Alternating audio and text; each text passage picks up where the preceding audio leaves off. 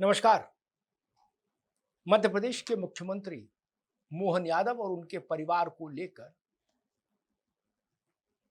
देश के एक अंग्रेजी अखबार ने जो रहस्योद्घाटन किया है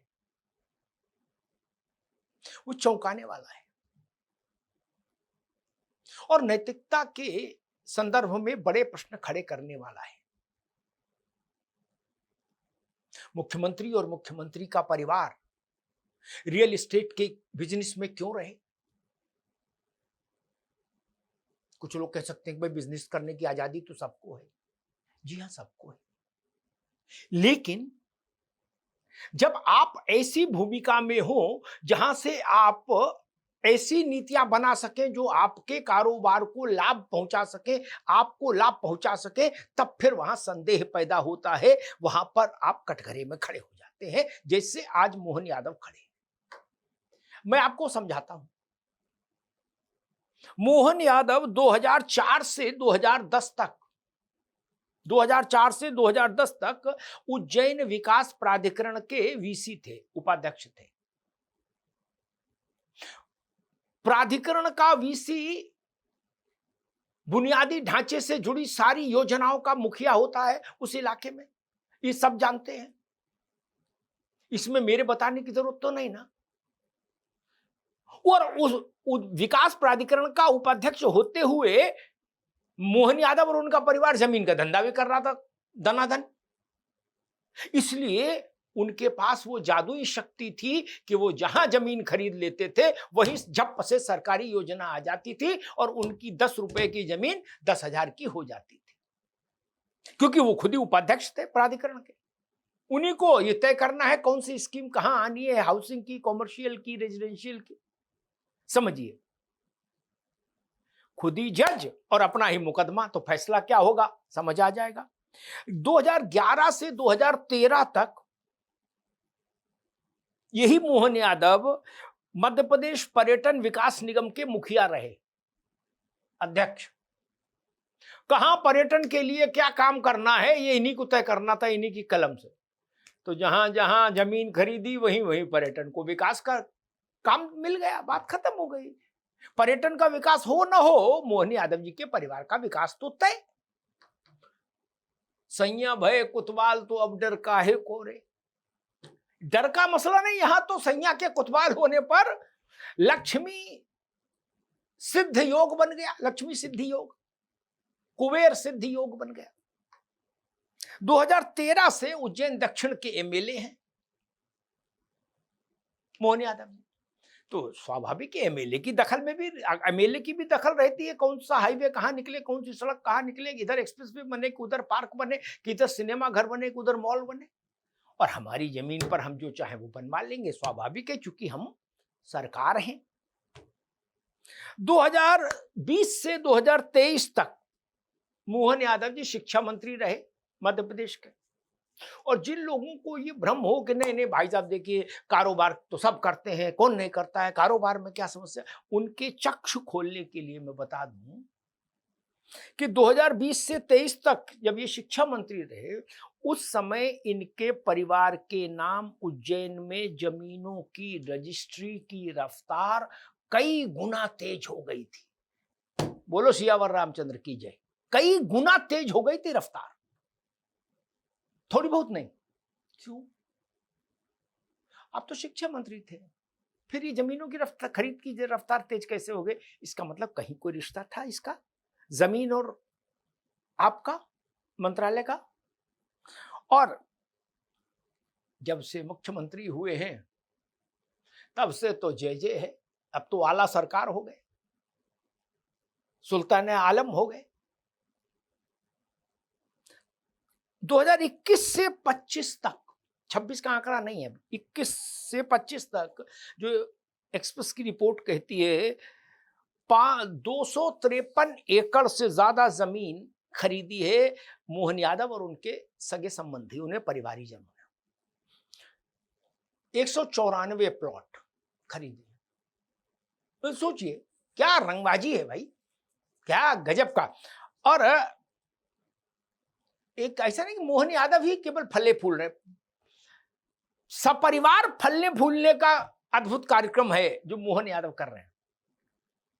मोहन जी के एक भाई हैं नीलेश यादव, वो एडिशनल जज थे मध्य प्रदेश में एक जिले में। पिछले साल इस्तीफा हो गया उनका, बोले भाई अब एडिशनल जज नहीं रहेंगे। इधर इस्तीफा हुआ, उधर मोहन यादव ने अपने सगे भाई को एडिशनल एडवोकेट जनरल बना दिया राज्य का। एडिशनल एडवोकेट जनरल बना दिया अपने भाई को, सगे भाई को। और फिर लोग कहने लगे कि मध्य प्रदेश का कानून मंत्रालय नीलेश जी की जेब में है। ये नीलेश जी भी का भी कौतुक छोटा नहीं है, अद्भुत कौतुकी है ये भी। इनके नाम भी 108 एकड़ जमीन है, 108 एकड़ जमीन, यानी सोच लीजिए ये भी कितने अद्भुत व्यक्ति हैं। ये पेशा तो इनका न्याय का है, लेकिन नजर कारोबार की है, और वो भी जमीन का धंधा, चोखा ही चोखा, चोखा ही चोखा। नैतिकता के संकट खड़े हो रहे, नैतिकता का संकट दिख रहा है। भारतीय जनता पार्टी के लिए छवि का संकट भी है। मोहन यादव और उनके परिवार के इस अद्भुत आर्थिक कौतुक को यूं ही नहीं नेपथ्य में ढकेला जा सकता है। लोकतंत्र में लोक लाज भी होनी चाहिए। ये ठीक है, कानूनी रूप से आप कह देंगे कि क्या गलत है, जमीन खरीदी, जमीन के दाम बढ़ गए, ठीक है, लेकिन क्या ये सच नहीं है कि आपको ये तय करने का अधिकार था कि कहां से एक्सप्रेसवे निकाले और कहां से क्या सरकारी योजना लाएं किस जमीन पर, ताकि उस जमीन का कई गुना बढ़ा हुआ मूल्य हमको और हमारे परिवार को हासिल हो।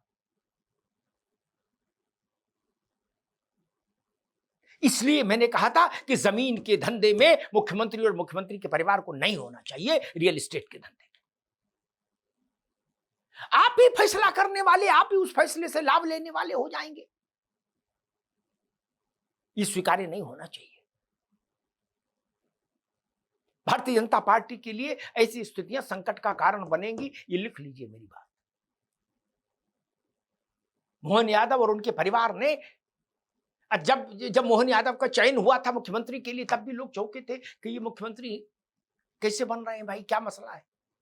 तो एक ऐसी छवि चित्रित की गई कि ये तो बिल्कुल मोहन यादव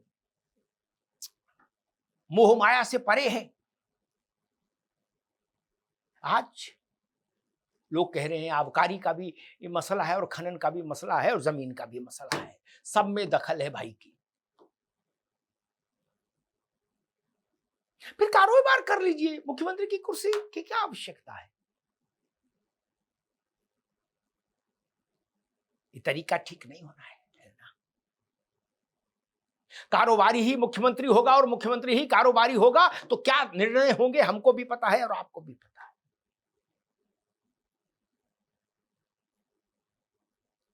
किसी जिले का जिला अधिकारी कारोबारी हो जाए तो फिर उस जिले का क्या होगा, उसी को फैसला करना, उसी को कारोबार करना है। वैसे ही मैंने कहा राज्य का मुखिया कारोबारी नहीं होना चाहिए, और फिर ऐसा कारोबार जिसमें एक का 1 लाख बनाने की गुंजाइश है। जब आपने जरा सा निर्णय में आपने अपने निर्णय को जरा घुमा दिया रंच मात्र, तो पता लगा करोड़ों रुपए बरस गए। थोड़ा सा किसी एक्सप्रेसवे का अलाइनमेंट थोड़ा सा चेंज कर दिया तो बारे का न्यारा हो गया।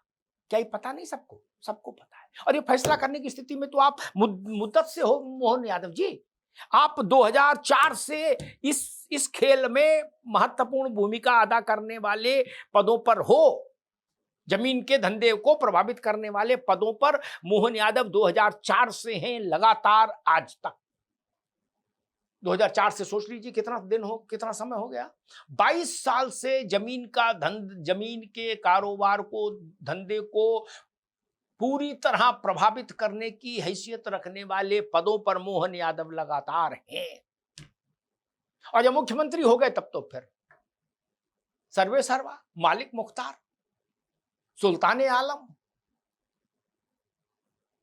ये चीजें ठीक नहीं। सार्वजनिक जीवन में शुचिता का कोई मानदंड होना चाहिए, उस मानदंड पर लोगों को चलना चाहिए।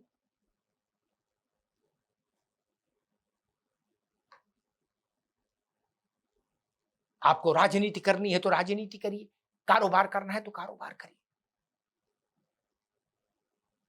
लेकिन आपका परिवार इस ढंग से लक्ष्मी कुबेर यंत्र सिद्ध कर ले कि पैसा बरसने लगे, कनक धारा प्रवाहित होने लगे, तो फिर आप कटघरे में खड़े होंगे और भारतीय जनता पार्टी को भी प्रश्नों का उत्तर देना होगा। राम मंदिर का विषय सुलझा नहीं कि मोहन यादव का विषय और खड़ा हो गया आकर। दोनों आर्थिक कदाचार से जुड़े विषय हैं। सोचिए, जनता वोट देती है तो इस सोचकर देती है कि नेतृत्व पारदर्शी होगा, विश्वसनीय होगा। जब ऐसी खबरें आए कि सैकड़ों की संख्या में प्लॉट खरीदे गए और सैकड़ों एकड़ जमीन अपने परिवार के नाम कर ली मुख्यमंत्री ने, तो जनता में संदेश प्रतिकूल जाना तय है और जा रहा है। सिर्फ एक कारण है कि आपके पास कलम है फैसला लेने की और आपके पास धंधे का लाइसेंस भी, दोनों चीजें आपके पास है, इसलिए न्याय नहीं हो सकता। जो व्यक्ति आपको पसंद नहीं है, उसने मान लीजिए कहीं जमीन खरीद ली, एक उदाहरण देता हूं, तो उधर से एक्सप्रेसवे नहीं जाएगा, जिधर आपके भतीजे ने जमीन खरीदी होगी उधर से जाएगा। ये बात तो सबको समझ में आ रही है ना। जिधर नीलेश यादव ने जमीन खरीदी उधर ही सरकारी योजना जाएगी, जिधर आपके विरोधी ने खरीदी उधर नहीं जाएगी। उसकी जमीन 10,000 रुपए मीटर रह जाएगी, आपकी जमीन 3 लाख रुपए मीटर बिक जाएगी। ये आपके एक मोहन यादव के एक छोटे से इशारे से हो जाएगा, एक छोटी सी चिड़िया बना देंगे फाइल पर तो हो जाएगा। और ऐसी भूमिका में वो 2004 से है, ये ध्यान रखिएगा। उज्जैन विकास प्राधिकरण, मध्य प्रदेश टूरिज्म बोर्ड, शिक्षा मंत्री, उज्जैन दक्षिण के विधायक और अब राज्य के मुख्यमंत्री।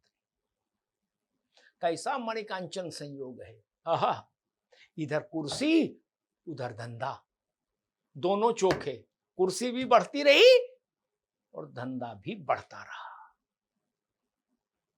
यह अद्भुत कौतुक है जो मध्य प्रदेश में हुआ है।